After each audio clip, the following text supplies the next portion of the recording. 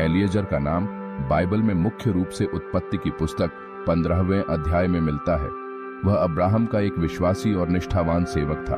Abraham ने जब अपने बेटे इसहाक के लिए पत्नी ढूंढने के लिए एलिएजर को भेजा तो यह कार्य न केवल एक पारिवारिक जिम्मेदारी था, बल्कि यह उनके विश्वास और समर्पण की परीक्षा भी थी।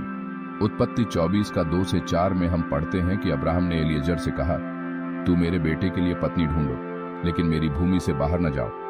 यह एक बड़ा आदेश था, क्योंकि यह केवल एक सामान्य यात्रा नहीं थी, बल्कि एक परमेश्वर की योजना का हिस्सा थी। यहाँ एलिएजर के प्रति अब्राहम का विश्वास स्पष्ट रूप से दिखता है। अब्राहम जानता था कि एलिएजर न केवल इस कार्य को पूरा करेगा, बल्कि वह ईश्वर के मार्गदर्शन के प्रति अपने समर्पण के कारण सफलता प्राप्त करेगा। एलिएजर ने इस विश्वास को पूरी तरह से स्वीकार किया और अपनी यात्रा की तैयारी शुरू की। जब एलिएजर अपनी यात्रा पर निकला तो वह केवल अपने मालिक के आदेश का पालन नहीं कर रहा था, बल्कि उसने परमेश्वर पर अपने विश्वास को भी पूरी तरह से प्रकट किया।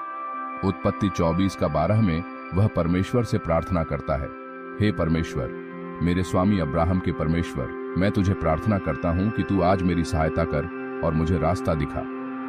यह प्रार्थना केवल एक साधारण प्रार्थना नहीं थी, बल्कि यह एलिएजर का विश्वास था कि उसे अपनी यात्रा में परमेश्वर का मार्गदर्शन मिलेगा।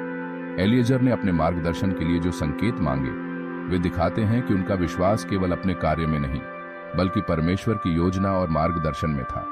और जैसे ही वह परमेश्वर से प्रार्थना करता है, ठीक उसी समय परमेश्वर उसकी प्रार्थना का उत्तर देता है और रेबेक्का का परिचय कराता है, जो इसहाक के लिए उपयुक्त पत्नी बनती है।